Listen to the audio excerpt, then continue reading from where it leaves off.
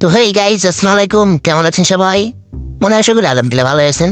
So আগামী দিন আমাদের গেম আপডেট দিয়ে দেবে, সাথে সাথে আমাদের ইভো ওয়ার্ল্ড ইভেন্টও চলে যাবে।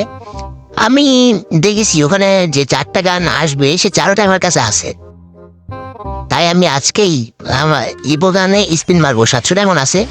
সো ইভো গানে যে আছে এখানে কি দেখি, স্কার খান আমার কাছে আছে শুধুমাত্র। M10 P90 আর থমসন, এই 4টা আমার এটিটা নেই। সো আগে স্পিন মারার আগে আমরা এখানে স্পিন মেরে নিই, যাতে আমাদের লাখগুলো ভালো হয়ে যায়। এটা আসলে কি হয় সেটা জানি না, কিন্তু সবাই তো দেখি আগে এখানে স্পিন মেরে লাখ বাড়ায় না কি জানি।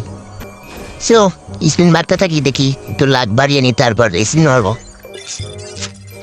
হ্যাঁ, এই তো 300%। আর মানার জীবনে দেবে রাজু জোরি না যে খয়রাতি, মানে কেপটে শালা ও শালা, বুঝি না। আচ্ছা, সো দেখি এখন বাদে কিনা 90 দিয়ে স্পিন মারলাম। গাইজ 90 রানের প্রথমে যদি বেঁধে যায় তাহলে মনে করো যে মানে কি বলো, বনফায়ার শালা নেবরা গেরিনা। আরে গেরিনা রে কি কহ, বুঝি না। এই আলায় তো কেপ থেকে দিতে চায় না মোটে। কি গান টান আমার আজ পর্যন্ত কোনো কিছু ফ্রিতে দিল না গেরিরা। এত মানুষের যে সব ফ্রিতে স্পিনে নারুটো তারপর বিভিন্ন বান্ডেল বের করে ফেলছে, এক স্পিনে বেড়ে গেছে।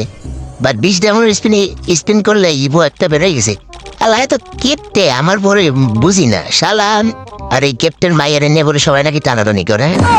টিকটকে ঢুকলে দেখি সে তোমাদের জরিনার মাইয়ে মেয়েটাকে নিয়ে এত টানাটানি চলে। আমি বুঝি না ওটা কি আসলে মেয়ে নাকি কোথাকার কোন ভাইরাল মধ্যে কি মাঝে মাঝে টিকটকে বাংলায় মানে গানের সাথে লিপসিং করে। হ্যাঁ এখন ওর কি বাংলাদেশে আসাটা নাকি ইচ্ছা নাকি সেটাও তো বুঝি না।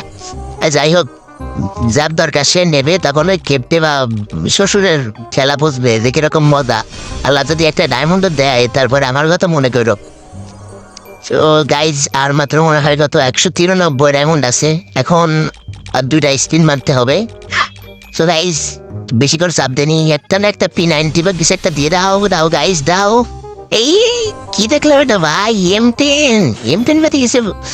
ও মাই গড, দাও কি স্কারটা বাঁধেনি। স্কার বাঁধলে মনে করো যে আমার এই মানে মাথাটাই গরম হয়ে যেত যে তিনটা ইভো গানের ভিতরে কেন আমি যেটা বাঁধাছি সেটা আবার বাঁধবে।